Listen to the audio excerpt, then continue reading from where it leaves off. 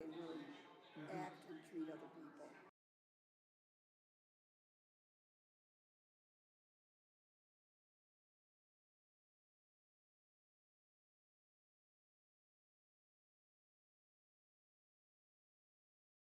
On all of them.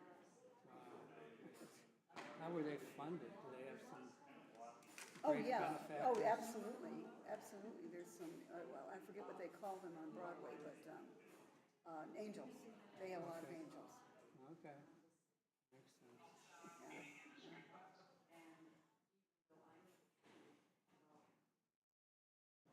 Yeah. Oh, good. I hope you enjoy it.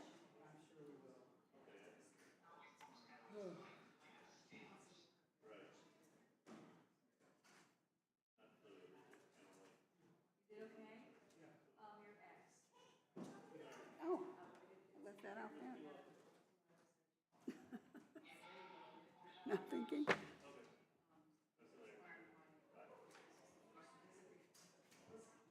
Fancy meeting you here.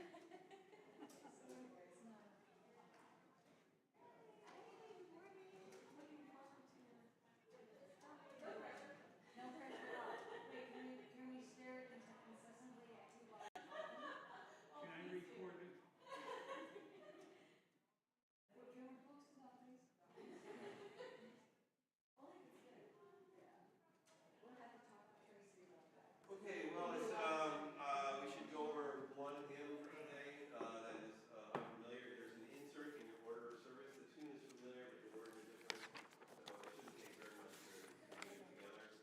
But yeah, it's we belong to one Yes, another. yes, absolutely. The tune will be familiar. Sit right, yeah, sit right there and. For most of us, but the words are different. So it goes like this.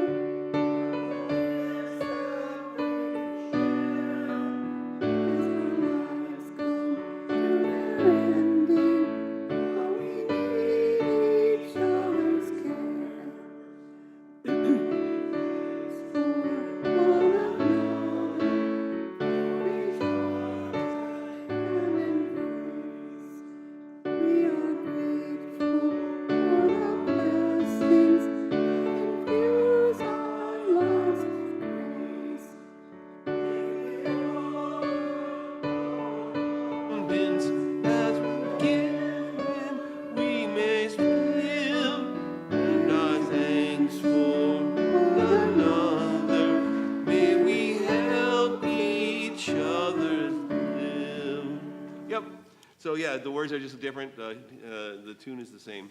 So yes, what is it?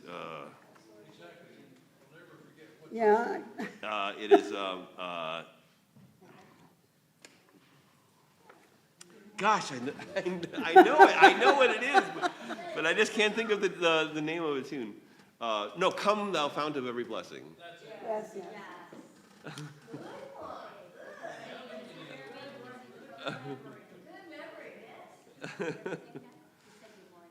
Oh, good morning. How are you today? It's number 126, by the way, if you were wondering. But it's probably a different tune. We need to keep, same words. Yeah, what can we do?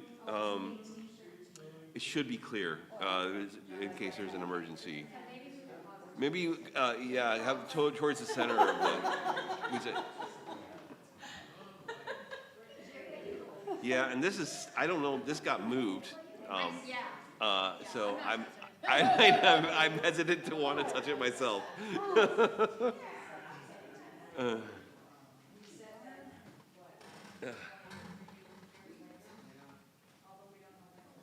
don't have the device. I don't have the device that I normally use to do this, so I'm gonna write it down. Yes, that's mostly it.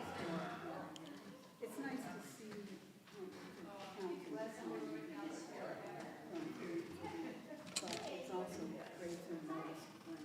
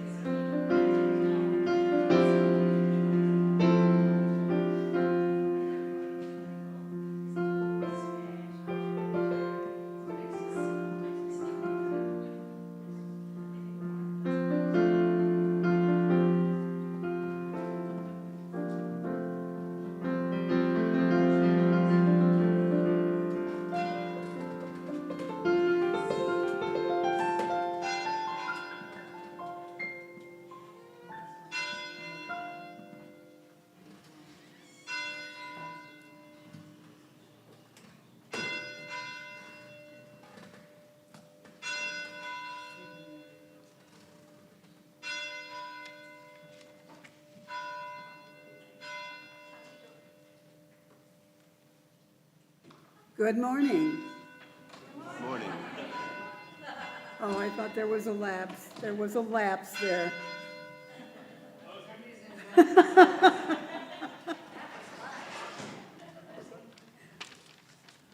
Tracy needs those little kids to help him ring the bell.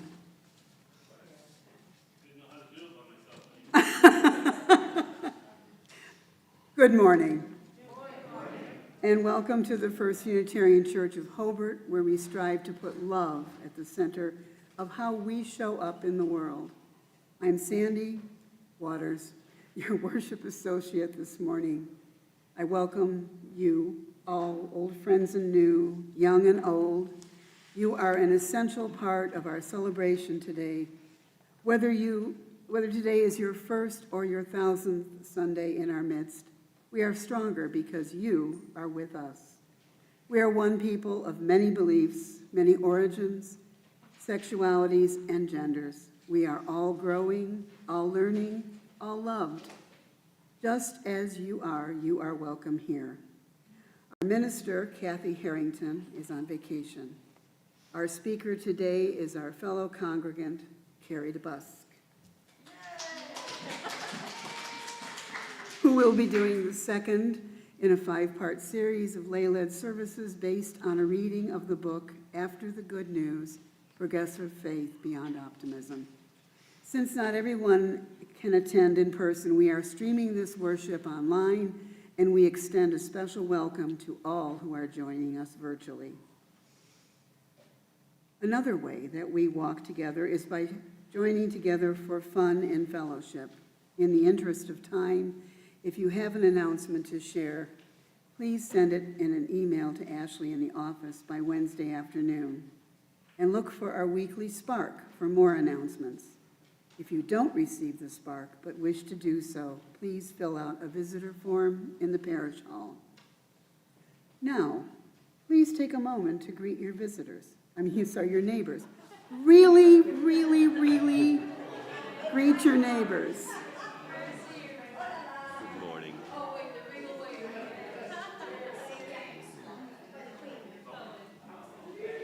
A live announcement? Yeah. Sure, absolutely, absolutely.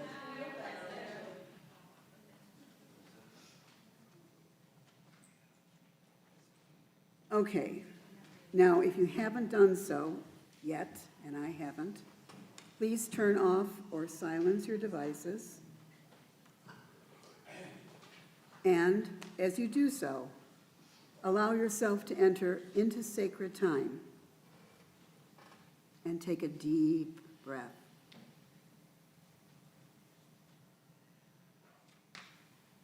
And another. And join in the spirit of reverence. And I'm really sorry.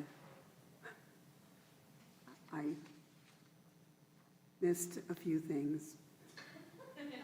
For announcements, I'm sorry, this is what happens when the day before you take your children to the airport for a vacation at 4:30 in the morning. Okay, the Northwest Indiana Symphony and Gary Civic Symphony will be performing this Friday, July 24th, in a free concert at the Marquette Park Pavilion. Starts at 6 p.m., and Dick Hagelberg will be playing his French horn with the Gary Civic Symphony. Also, we have an herb garden, and I don't know if people have noticed it, but if you come in through the back and you wind your way around on the ramp, that is an herb garden in the middle there. We need you to pick some herbs. We would prefer that you clip them.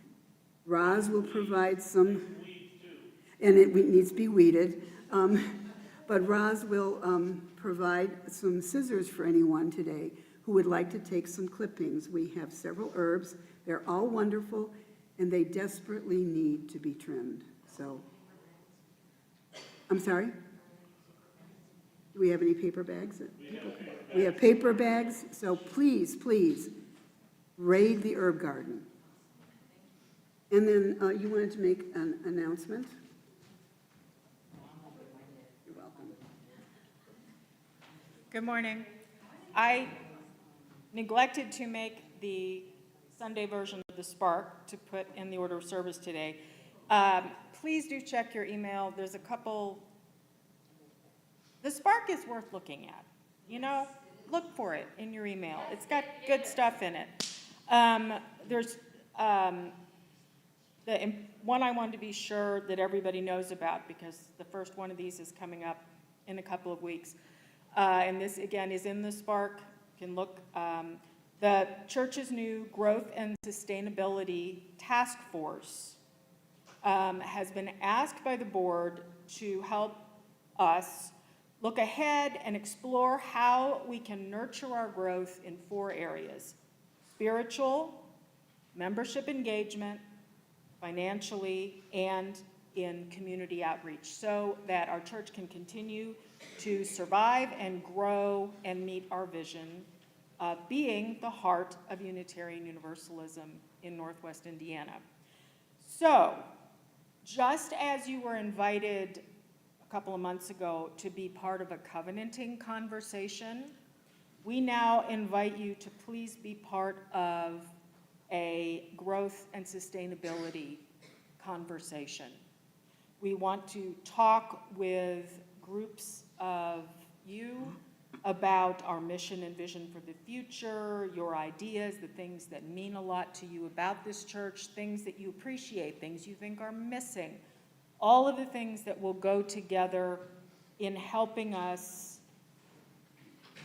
put together what our future looks like.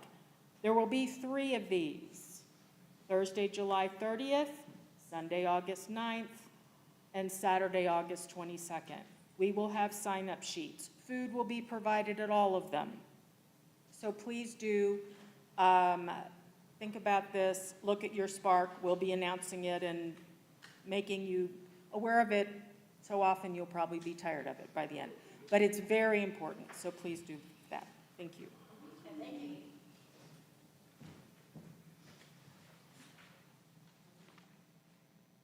And now, let's join in the spirit of reverence. Each week during our Sunday morning worship service, we join together in reciting the words of our affirmation of faith, the words for which are printed in your order of service and are on the screen. Love is the doctrine of this church. The quest for truth is its sacrament. Service is its prayer. And this is our covenant, to dwell together in peace, to seek the truth in love, and to help one another.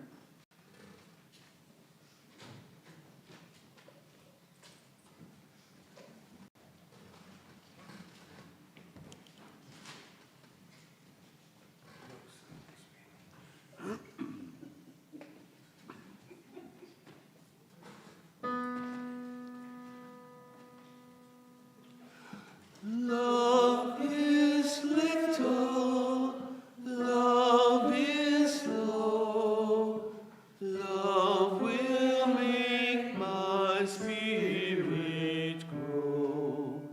Grow in peace, grow in light, love will do the thing that's right. Love is little, love is low, love will make our spirit grow.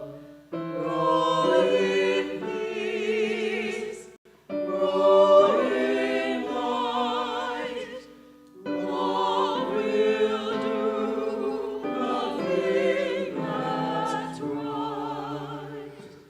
Love is little, love is low, love will make our spirit grow.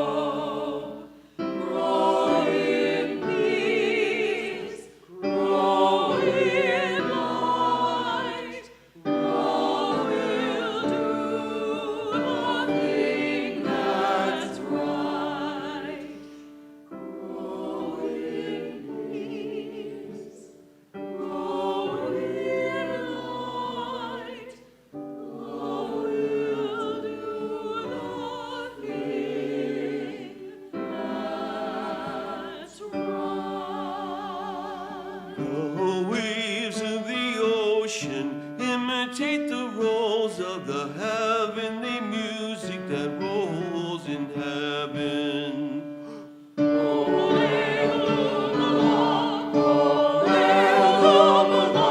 All glory to God for His heavenly display. The wings of an eagle imitate the seraphim that soar in the heavens of heavenly love. All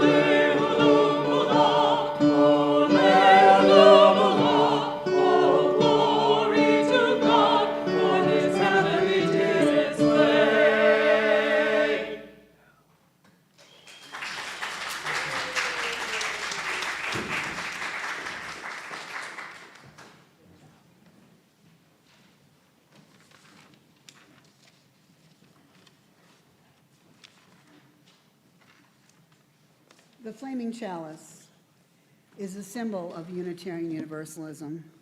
It suggests the transformations that take place when we are held within religious community.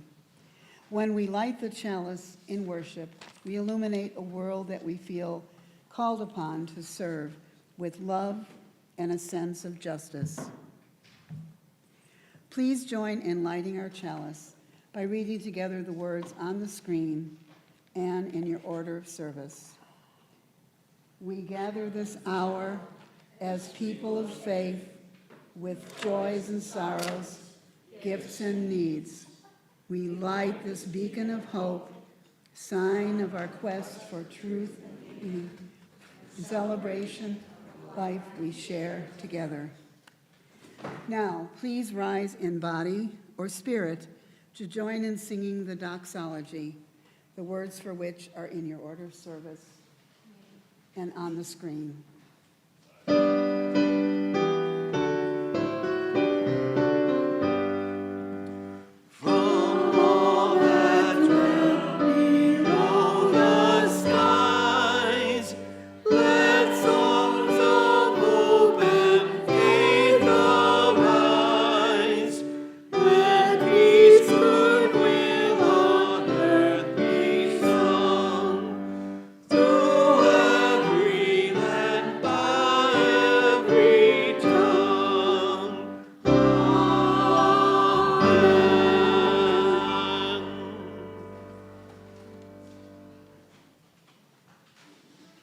The invocation is from the book After the Good News.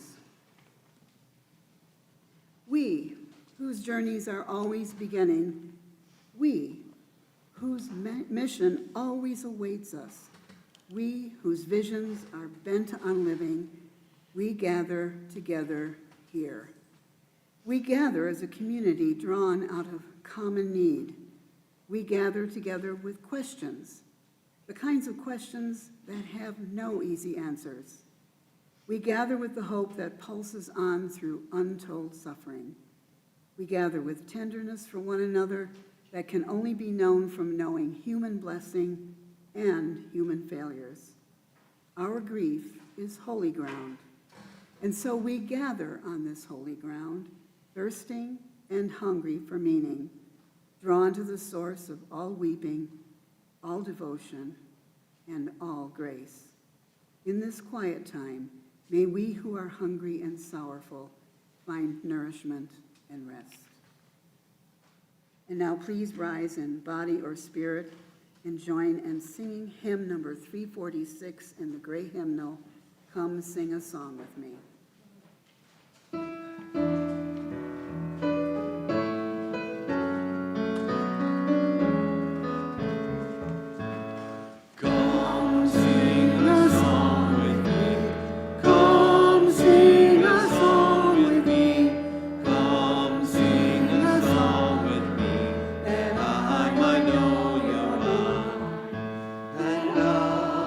Bring you hope when hope is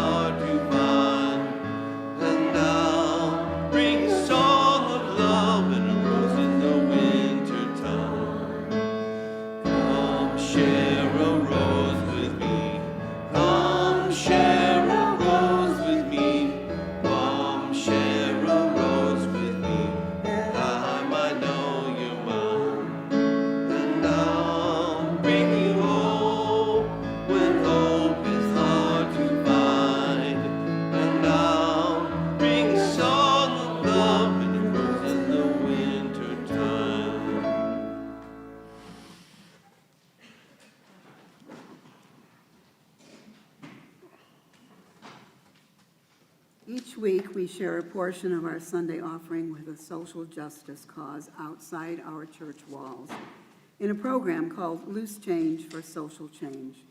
Donations in the baskets will go towards sustaining the operation of our church, and this month, the donations in the cups will go to Haven House. For those not with us in person today, there is an online link for both one-time and regular donations. And can I please have 4 volunteers come forward to carry the cups and the baskets?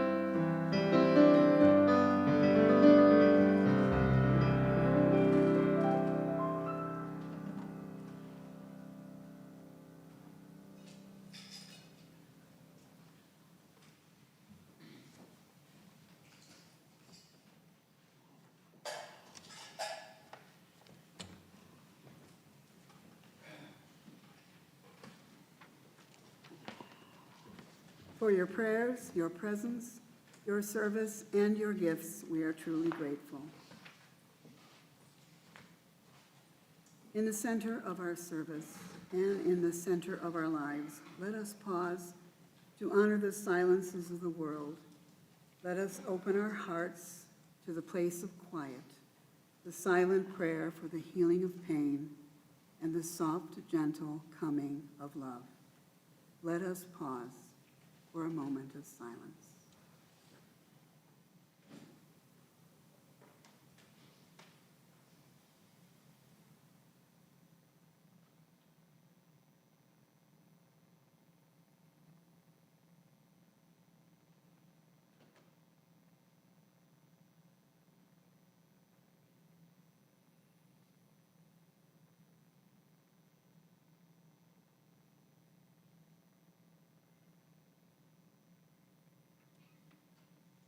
You are now invited to come forward and light a candle of memory or hope, or just sit quietly as the music holds you in meditative space.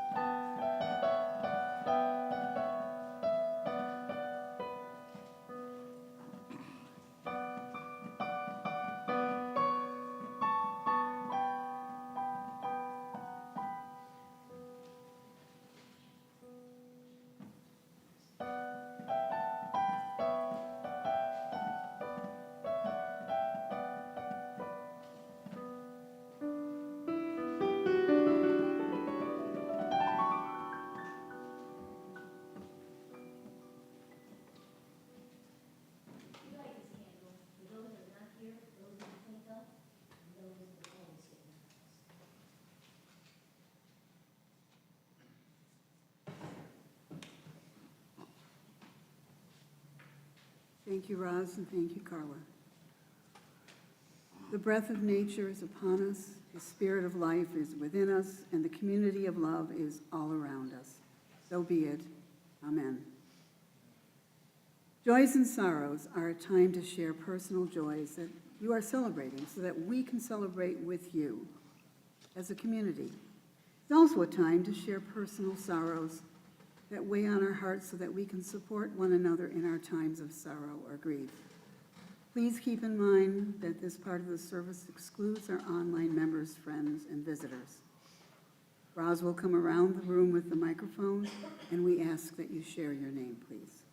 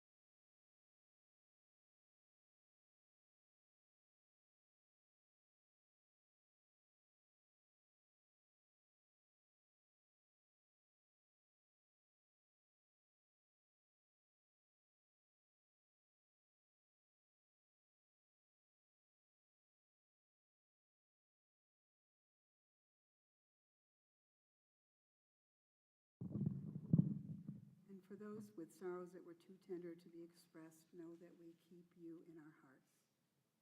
Please remain seated for hymn number 318, We Would Be One. And the words are in your order of service. The words and music are in your order of service. Oh, no, number 318 is in the... Oh, I'm sorry, 318. Great, We Would great Be One. hymnal. Thank you. Yeah. Well, we know this one pretty good. We'll be all right. Yeah, number 318, if you want to get out your hymnals, that would be great. Here we go.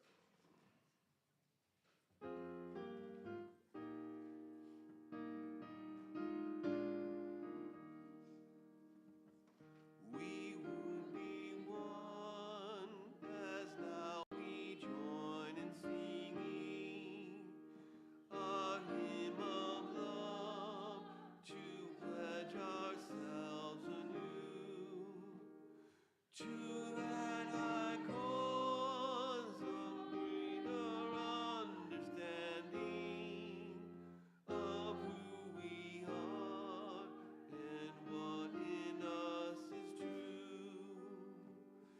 We would be one in living for each other to show to all a new community. We would be one as now or tomorrow, a nobler world than we have known today. We would be one in searching for that meaning which plans our hearts and points us on our way.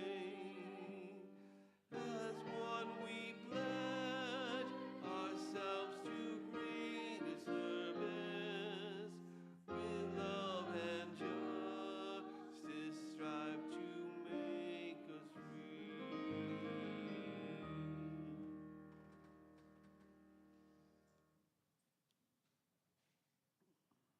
And now, the children's story. And this happens to be one that when I dug it up and opened it up, I saw that it belonged to my son. So it's a good 40-some years old. Jenny Learns a Lesson by Gyo Fujikawa. Jenny is a little girl who likes to play pretend. One day she had a great idea. She went to her playhouse where she kept all sorts of clothes and things. She dressed herself up, then she called her friends to come over. Sam and Misu and Nicholas and Shags the dog came running. Let's pretend, Jenny said. Pretend what? Nicholas asked. Pretend I'm a queen, Jenny said. What does that mean? Asked Misu. I wear a crown and a robe and I carry a royal stick, Jenny answered. And what do we do? Sam asked. You do what I tell you to do, Jenny said. The queen tells everybody what to do. And they do it? Nicholas asked. Of course, silly, Jenny said. No one would think of not doing what the queen says. Now, Misu, you hold my robe. Nicholas, you and Sam are soldiers. You follow behind Misu. Shags, you are the royal watchdog. Come along, we're off to the palace. At first, Sam and Nicholas and Misu and Shags did what Jenny told them to do, but after a while they stopped and walked away. Come back, Jenny shouted. I'm the queen. You have to do what I say. We don't like queens, Misu said. Or kings neither, Nicholas added. Even pretend ones, Sam said, and Shags growled. The next day, Jenny had another pretend idea. She dressed up in dancing clothes and put flowers in her hair. Then she asked Misu and Nicholas and Sam and Shags over. This time, Jenny told them, I'm a famous dancer, and I teach people how to dance. Misu and Nicholas and Sam all thought that dancing would be great fun. Misu did a little dance she made up herself. Sam picked up a cane and pretended he was a tap dancer, and Nicholas leaped high in the air, then did a somersault and stood on his hands. Sam and Nicholas and Misu and even Shags were so interested in their own dancing, they didn't pay any attention to Jenny. This made Jenny angry. No, no, no, she cried. You must do my kind of dancing. I'm the best dancer in the world. Follow me. But Sam and Nicholas and Misu and Shags kept on dancing the way they each wanted to. And this made Jenny so angry she went home and shut the door. The following afternoon, Jenny wasn't angry anymore.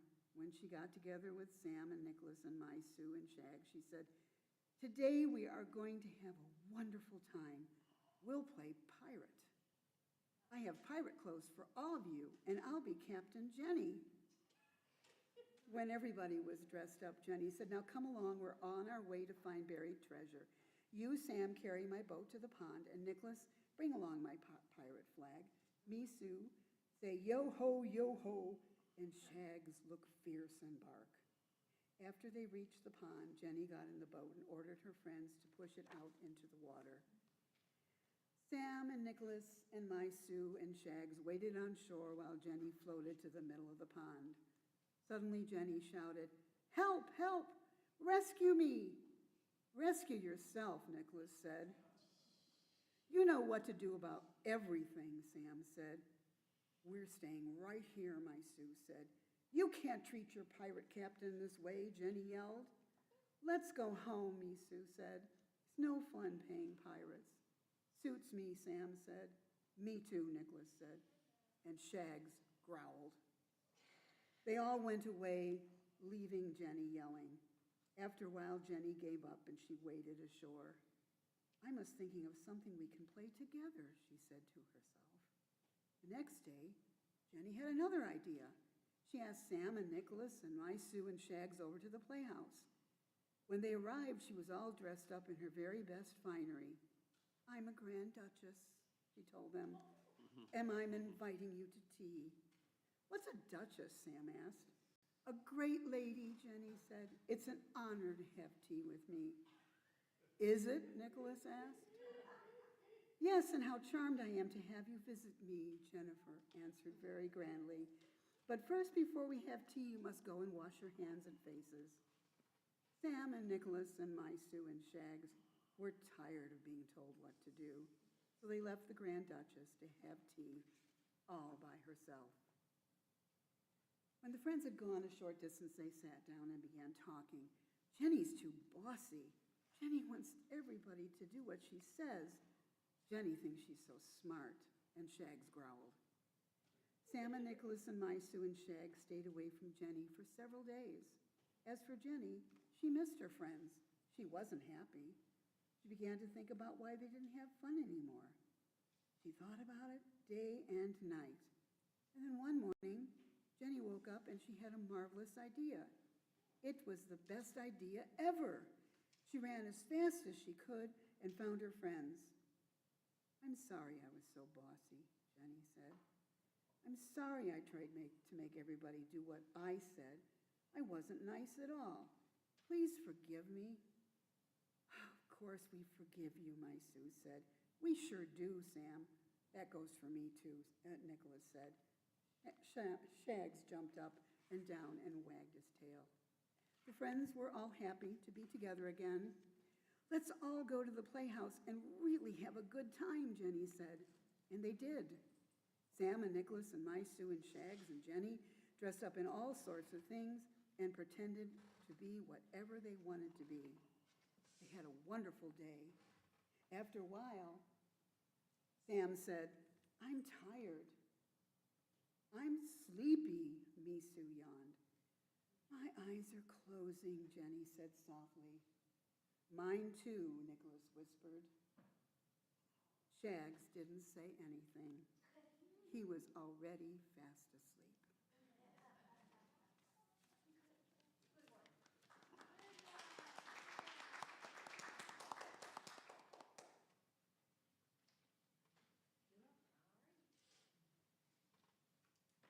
Good morning. I have props.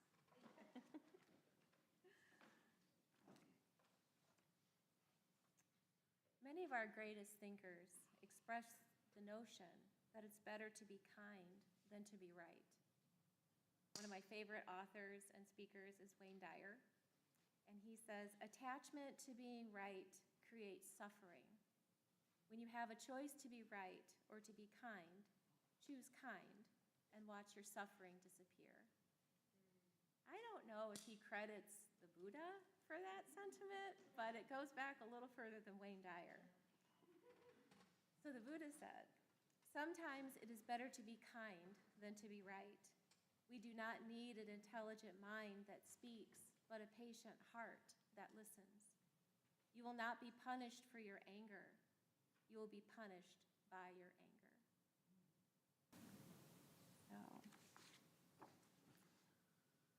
So let me tell you, when Sandy Waters calls you and asks you to read a book and give a sermon, you feel like you have made it to the big time. I hope I don't disappoint her. Okay, so the book we chose is After the Good News by Nancy MacDonald Ladd. Sandy asked us to read the book, however, she didn't want us to give a book report. She said just find something that speaks to you and talk about it. Well, I didn't get out of the introduction when I tripped over the following sentence. We were so utterly and damnably sure of ourselves. This sort of spiritual cockiness is pretty much the theme of the book. Reverend Ladd cautions us not to be so sure of ourselves when it comes to how we show up for those at the margins of society.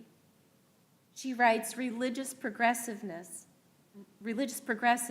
hang out together and celebrate our counterculturalism, when we really should listen to and respond to the voices that have been cast out of the center of our utopian vision. Full disclosure, I didn't love the book. I don't consider myself to be an idealist, but boy, oh boy, do I know a thing or two about being cocky. And that darn sentence, we were so utterly and damnably sure of ourselves, it so perfectly sums up my adult life. See, before I was the middle-aged cream puff who stands before you, I was more of a rigid bulldozer. I was bound and determined to carve out a path of my childhood jungle by using my machete-like brain. Some background about me.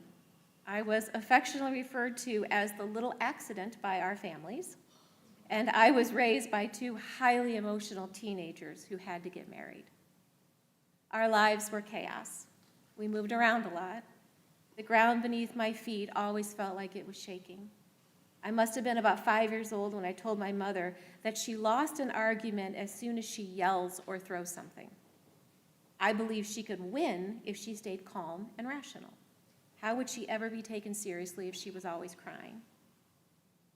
The only way to ensure that my life would be better was to live a life of logic and reasoning. I made a deliberate decision to use my head, not my heart, as my guide. My only concern was to live a calm, purposeful, and successful life. I wasn't going to be a pinball. I was going to have a 5-year plan. I wouldn't live like my emotional parents. My life would unfold like a rags to riches how-to guide. I was so utterly and damnably sure of myself. So when it came time to choose a life partner, I didn't go for the guy who made my heart flutter. I chose an engineer who I thought of as a head in a jar. Obviously, I'm not talking about Donnie. This guy and I, we didn't fight. We debated absolutely everything, winner take all. And I thought that was love because we didn't call names and we didn't raise our voices. Every move we made would be purposeful and positive. We would never get divorced because only selfish, immature people with financial problems get divorced. People who go to college will never have financial problems. They raise their families in Chicago's suburbs and live happily ever after, says the woman who hates all fairy tales. When it came time to plan our wedding, I took a very reductionist approach. Remember, I was attempting to safeguard my life from turmoil, so every decision had to be thought out. I refused to do anything that was just done out of convention. Every aspect of my wedding would symbolize the life I intended to have. I I went to the Chicago Public Library to research the origins of wedding traditions. I found last night all my books and everything I had copied from the library. Apparently this one I stole. I can't find anything. So I shudder to even show you, but I think I lifted it from Chicago Public Library. Remember, there was no Google back then. So I wanted to know, why do we have a wedding party? Why does the bride carry flowers? Why is she passed from one man to another? The more I researched, the madder I got. I whipped myself up into quite a froth and decided that I needed to blow the lid off this whole wedding industry.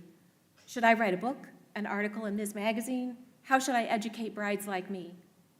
Naturally, the first thing I did was to refuse to wear a white cake topper puffy dress. I found a seamstress who made me an off-white skirt and jacket so that there would be a nod to my professional goals.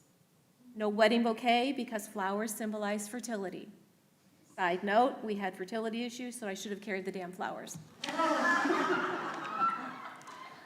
We walked down the aisle together, so no one handed me off like property. All told, the ceremony was simple and elegant, exactly as I had planned. But even as I was writing this, I get the sense that more thought was given to the structure of my life than to how it made me feel. And the expose, I never wrote it. I had lunch with a friend and told her all the hidden symbolisms in a wedding ceremony. And do you know what she said? Who cares? Who cares? What do you mean, who cares?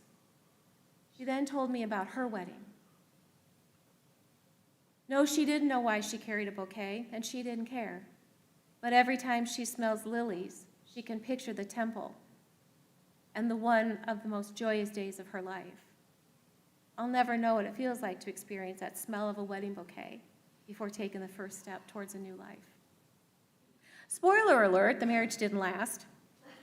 My stalwart engineer turned out to be a highly emotional bipolar narcissist. Maybe I was going about my life in the wrong way. Maybe facts weren't enough. Maybe I needed to get my heart into the game. It's kind of funny how my personal renewal has coincided with this rise of political turmoil. There's that uncomfortable word again, turmoil. When it comes to politics, I'm still in the arena where facts are facts. I angrily watch cable news, oftentimes sending a quick text to my stepmom. Did she hear this or that? Does it change her politics? Does her cable station tell her the things that I know to be true? Does she know this or that? Does she even care? What's wrong with her? Why don't facts change her opinion? Yeah, I'm talking to you, MS, now. If facts do matter, then why don't they motivate people to change? A quick Google search brought up an article from biologyinsights.com. Why facts don't change our minds, and what does? Facts fail to change our minds because the brain processes beliefs through the lens of identity, emotion, and social belonging, not purely through logic. When a fact threatens something you believe deeply, your brain treats it less like new information and more like a personal attack. This isn't a character flaw. It's a feature of how human cognition evolved to prioritize social survival over individual accuracy. This article gives some really good neuroscience evidence of why facts don't change our mind. Your brain treats challenge beliefs like threats. Beliefs are social glue, not just opinions. Repetition beats evidence, and echo chambers reinforce the cycle. The article concludes the practical lesson is that persuasion is less about assembling better evidence and more about reducing the social and emotional stakes of being wrong. People update their beliefs more readily when changing their mind doesn't feel like a betrayal of their group, when the new information comes without judgment, and when they arrive at the conclusion through their own reasoning rather than being told that they're incorrect. The goal isn't to win an argument, it's to make the other feel safe enough to think. We will never come together when we are still arguing over facts. We must dig deeper. We must open our hearts and work to understand the emotions behind the beliefs of those we may not understand. So in chapter 8 of The Good News, Reverend Ladd takes her audience through her own wedding ceremony. She notes, my anxiety came entirely from playing the weirdly gussied up role of a bride. I kept adjusting my shoes and wondering if I looked even a little bit like myself. I felt like a costumed character in a drama with a grandly choreographed happy ending. My anxiety stemmed from the fact that I didn't really want to be a bride as such. What I wanted was to be married to that person who made himself refuse to wear the fancy shoes that came with his rented tux. I wanted to be a real-life person surrounded by the people I love. Finished with the pomp and circumstance, well and truly started with the life that we were committed to lead together. So back to me. I've spent the last 10 years ripping my life apart. Everything I thought I knew about my life. I highly recommend this little book called Don't Believe Everything You Think. Getting out of my head has given me access to a wider array of feelings. I trust myself, and I know I can feel emotions without becoming dysregulated like my mom.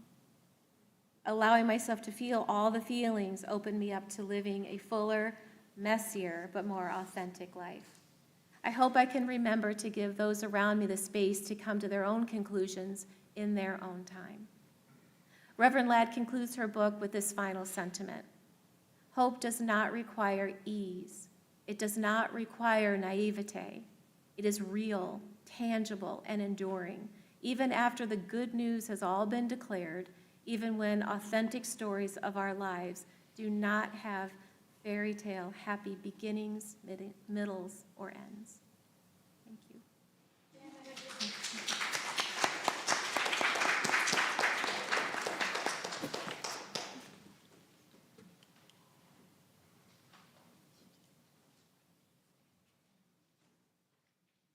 Now please join in singing the closing hymn, the words for which are, the words and music are inside your order of service.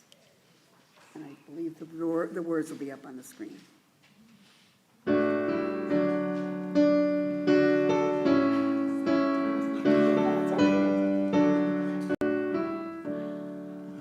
We belong to one another.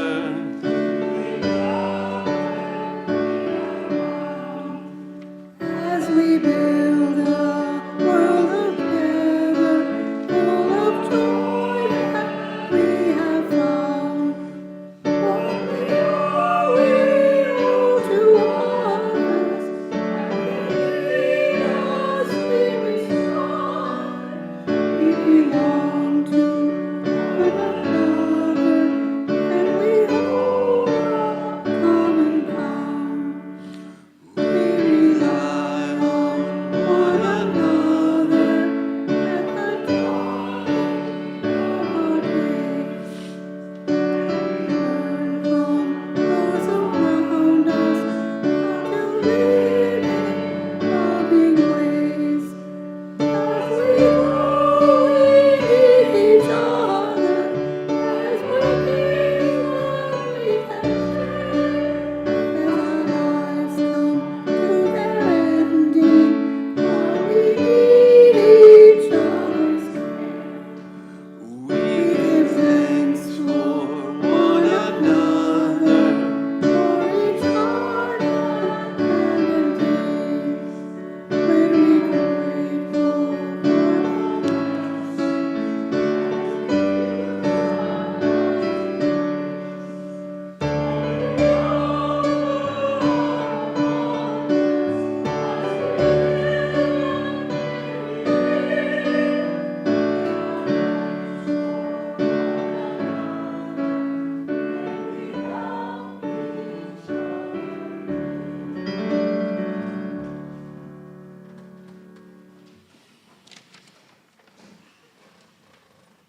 I invite you now to join me in reciting the words in your order of service and on the screen to accompany the extinguishing of the chalice. We extinguish this flame, but not the light of truth, the warmth of community.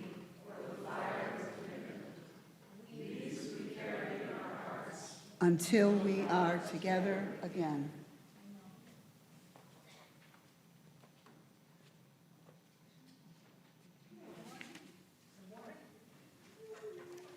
And the benediction, also from the book we've been reading.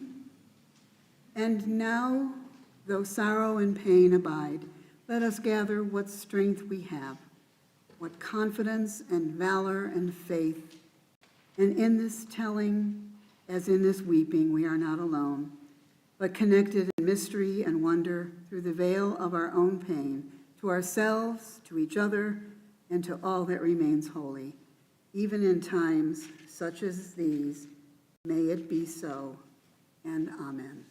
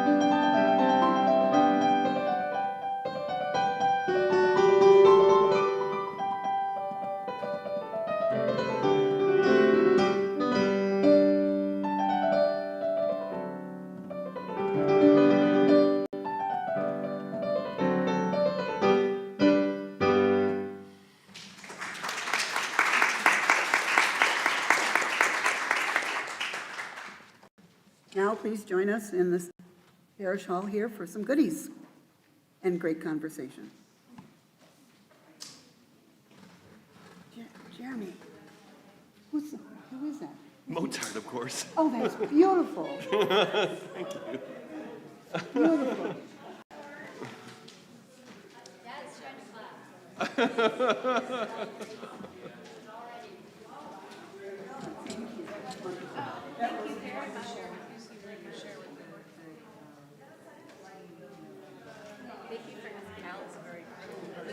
Oh, thank you.